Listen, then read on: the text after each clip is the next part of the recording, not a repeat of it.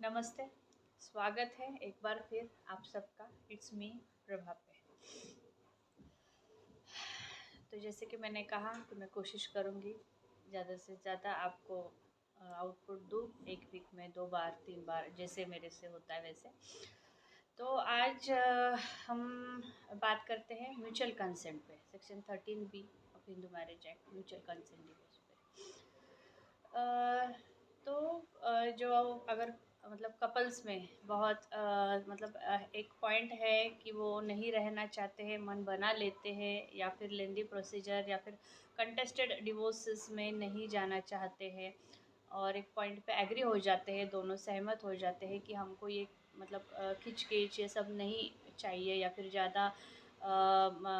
उलझनों में ना पड़ते हुए एक कंसेंट म्यूचुअल कंसेंट डिवोर्स अंतर्गत हम ले लें, तो ये सबसे बेस्ट डिसीजन है। मैं कहती हूँ ये कपल्स के लिए सबसे बेस्ट डिसीजन है और सबसे अच्छा डिसीजन है, जो कि आपको जल्द से जल्द इस सेक्शन के अंतर्गत आपको म्यूचुअल कंसेंट, तो ये सबसे बेस्ट डिसीजन है। और इस सेक्शन के अंतर्गत आपको डिवोर्स फाइल कर सकते हैं, करके म्यूचुअल कंसेंट से आप डिवोर्स ले सकते हैं। पहले इसके लिए 1 साल का वक्त था, पर अभी रिसेंट हाई कोर्ट और सुप्रीम कोर्ट के कुछ जजमेंट के अंतर्गत जो नए आए हैं, उससे इतना टाइम कंज्यूमिंग भी नहीं होता है, और जल्द से जल्द आपको डिवोर्स आप मिल सकते हैं 2 मोशंस में। आपको इतना वेटिंग पीरियड जो था 1 ईयर का, वो नहीं है। आपने फाइल करना है, और फिर सेकेंड एक 6 महीने के लिए आपको सिर्फ ये फाइल करने के बाद आपको एक डेट दी जाती है, वहाँ पे आप सामने जाके जज के सामने आपका स्टेटमेंट्स रिकॉर्ड होता है, और जल्द से जल्द आपको डिग्री पास होती है, और इससे आप म्यूचुअल कंसेंट से आप अलग हो सकते हैं। पहले ये बहुत टाइम कंज्यूमिंग था, पर अभी क्योंकि ये फंडामेंटल राइट्स को वायलेट करता है, कर रहा था, तो इसलिए, और कुछ रिसेंट सुप्रीम कोर्ट और हाई कोर्ट के बहुत अच्छे जजमेंट्स आए हैं और बहुत से केस लॉज आए हैं, जिनके अंतर्गत अभी ये बहुत अच्छा और कन्वीनियंट कपल्स के लिए हो कर दिया है। कैसे हैं कंटेस्टेड डिवोर्सेस में, क्या होता है, टाइम कंज्यूमिंग होता है, आपका मनी भी बहुत कंज्यूमिंग होता है, और रिलेशनशिप्स एक और ही ज़्यादा बिगड़ती जाती है उससे। ऑब्वियसली कोर्ट्स में केसेस की बड़ी मार तो होती है, वो अलग बात है, वो तो जुडिशरी तो हमारी भरी पड़ी है due to delay of situations. और कभी कभी एज कंटेस्टेड जब डिले हो जाते हैं डिवोर्सेस, तो उसमें और भी कॉम्प्लिकेशंस, जैसे कि मैंने रिसेंट भी बताया कि बहुत सारे कॉम्प्लिकेशंस हो जाते हैं, बहुत सारे अलग अलग आप प्रॉब्लम्स में फिर फंस जाते हैं, और एक केस से अलग अलग केस से फिर उसमें से फिर डीवी फाइल करो, फिर मेंटेनेंस के लिए फ़ाइल करो, एलिमनी के लिए फ़ाइल करो, ऐसे बहुत से फिर उसमें अलग अलग कॉम्प्लिकेशंस आते हैं। तो इसलिए अगर आप, इसलिए जब आप म्यूचुअल कंसेंट से अगर जाते हो, तो आपको आपके पिटिशन के साथ साथ आप एक एग्रीमेंट आप करते हो टर्म्स एंड कंडीशंस का, जिसमें आप एलिमनी हो, या फिर आप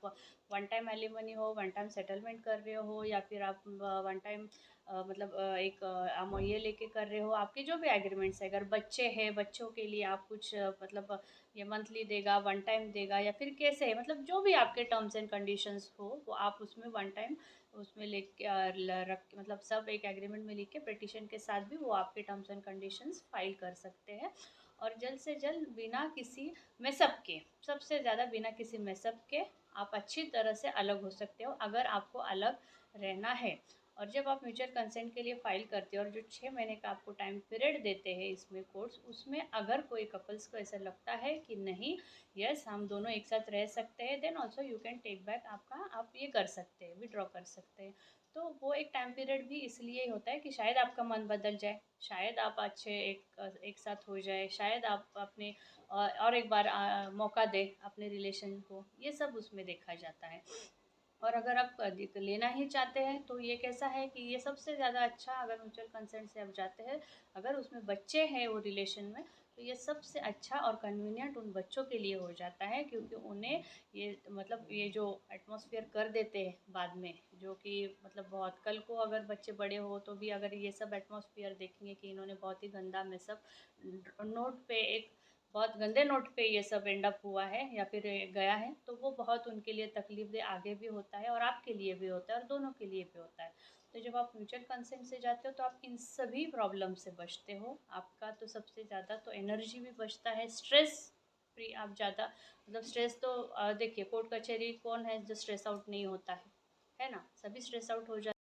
तो सभी स्ट्रेस आउट हो जाते हैं, वो भी आपका बहुत ज़्यादा बच जाता है। ऑब्वियसली आपका लेडीज़ है तो उनको हमेशा कोर्ट, जो भी है जेंट्स है लेडीज़ है उनको एडवोकेट्स की फीस है, बाकी के पंगे हैं, बहुत सारे जितना साल लंबा जाएगा उतना आपको लंबा सब खींचेगा, आपका एनर्जी खींचेगा, स्ट्रेस लेवल खींचेगा, आपका मनी खींचेगा, सब खींचेगा। तो this is the best decision couples can take too, if they really, मतलब अगर वो सच में नहीं रहना चाहते हैं विदाउट एनी मेसिंग अप, अच्छे से टर्म्स एंड कंडीशंस पे बैठ के डिस्कस करके म्यूचुअल के लिए जा सकते हैं, जिसके लिए अभी बहुत पहले था 1 साल वेटिंग पीरियड, फिर उसके बाद फिर फाइल करना, फिर 6 महीने, फिर 2 मोशंस में से। बट आजकल बहुत से उसमें भी सहूलियत हो गई है, तो वैसे जा सकते हैं। हाँ, अगर किसी को मतलब मैं कंटेस्टिंग ही करना है, मतलब एलिमनी में कोई मेंटेनेंस में अगर प्रॉब्लम है, मेंटेनेंस नहीं दे रहा है ये, तो फिर वो तो क्या ऐसे, और फिर डीवी की ये कर देते हैं, फिर कभी लेडीज़ क्या और भी बहुत से ये कर देते, तो फिर उसमें तो कोई कॉन्टेस्टिंग डिवोर्स के अलावा कोई पर्याय, मतलब दूसरा ऑप्शन ही नहीं रहता, वो तो फिर कॉन्टेस्ट ही हो जाता है। पर मोस्टली आई सजेस्ट डोंट, मतलब एक साथ ये हो कि अगर नहीं ही आपका होना है तो जल्द से जल्द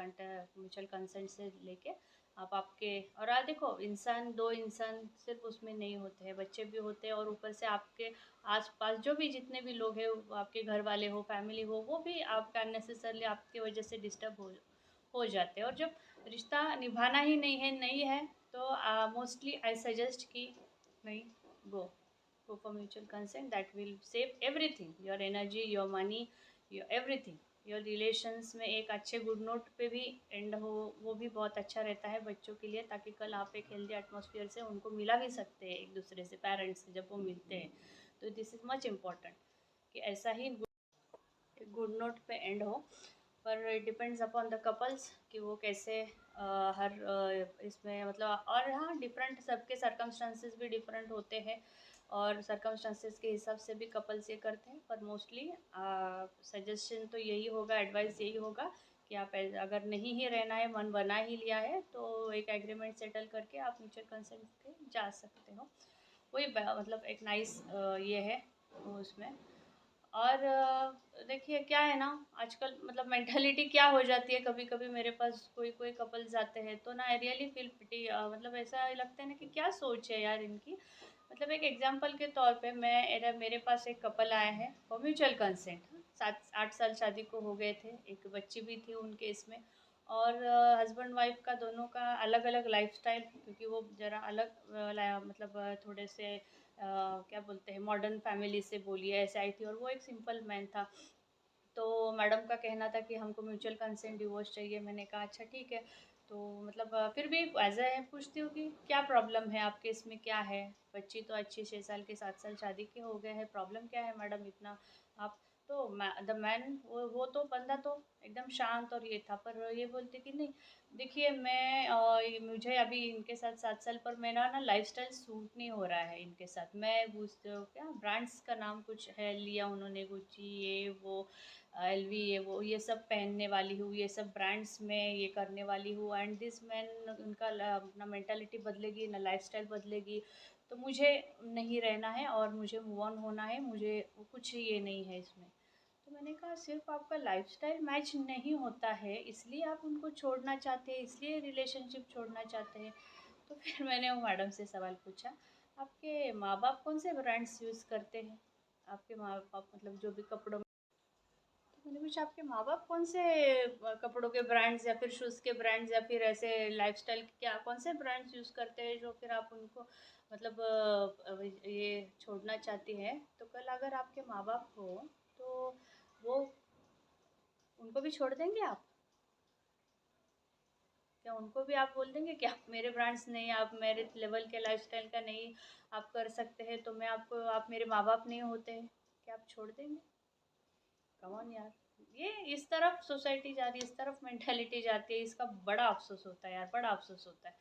तो देखो हर इंसान एक जैसा नहीं होता, हर इंसान की लाइफस्टाइल एक नहीं होती है, या फिर हर इंसान को दूसरे इंसान के साथ जब आप एक शादी के बंधन में हो तो निभाना पड़ता है। हाँ, आप हमें देखो, जैसे पांचों उंगलियां एक जैसी नहीं होती, वैसे ही हर कोई एक जैसा नहीं होता। उनमें उन्हें हमारे एक जैसा बनाना पड़ता है, हमें उन्हें एक जैसा बनाना पड़ता है, मतलब हमको उनसे कोप अप करके ही रिलेशन निभाना पड़ता है, वही रिलेशन होता है। तो ये ऐसी मेंटालिटी सोच के देख के भी ऐसा लगता है ना कि यार क्या ही बोले इनको, ना क्या ही बोले, ब्रांड्स मैच नहीं होते, ये तो कोई बात नहीं यार, लाइफस्टाइल नहीं होती है, लाइफस्टाइल मैच आपके पेरेंट्स की और आपकी भी नहीं होती है कभी कभी। तो क्या हम अपने पेरेंट्स को छोड़ दे? हमारे भाई बहनों की भी नहीं होती है, क्या हम उनसे नाता रिश्ता तोड़ दे? हाँ, हस्बैंड वाइफ का नहीं होते तो आप एकदम इमीडिएट तोड़ देते हो, क्यों? ये आप तोड़ दोगे? ये जो खून से के रिश्ते हैं वो आप तोड़ सकते हो? अगर आपकी मम्मी 90s की है, अगर आप वो आज की तरह आपकी तरह जीन्स और शॉर्ट्स नहीं पहनती है, तो वो आपकी मम्मी नहीं रह जाती है? आपकी बहन अगर अलग ये करती है तो क्या आपकी बहन नहीं रह जाती है? देखिए, तोड़ना बहुत आसान है, जोड़ रखना बहुत मुश्किल है। तो मेरा तो यही होगा कि यस, सबके लिए कि ये इसमें मत जाइए। एक सत विवेक बुद्धि है ना, उससे सोचिए, उससे सोचिए, उससे सोचिए और अपने रिश्ते बचाएं। हर किसी को मैं यही एडवाइस देती हूँ कि हो सके तो रिश्ते बचा लीजिए वक्त रहते, ज़्यादा मैसअप होने से पहले, और जहाँ पे हो सकता है वहाँ पे, और जहाँ पे नहीं हो सकता वहाँ पे ठीक है। आप अपने स्वाभिमान के ऊपर और डिग्निटी के ऊपर कोई भी अपने किसी को भी ये नहीं कर देना चाहिए जब एक औरत के स्वाभिमान पे आता है। पर नहीं, जहाँ पे कोई भी रीज़न ना हो और बिना एनी रीज़न आप यूँ ही कर रहे हो तो वो गलत है, वो नहीं होना चाहिए। ठीक है, तो यस, ऐसे कुछ मेरे भी एक्सपीरियंसेस के साथ, मेरे नॉलेज के साथ फिर मिलती हूँ आपको फिर वही ज़्यादा से ज़्यादा नॉलेज देने की या फिर आपके साथ शेयर करने की कोशिश करूँगी। Yes, still then stay connected.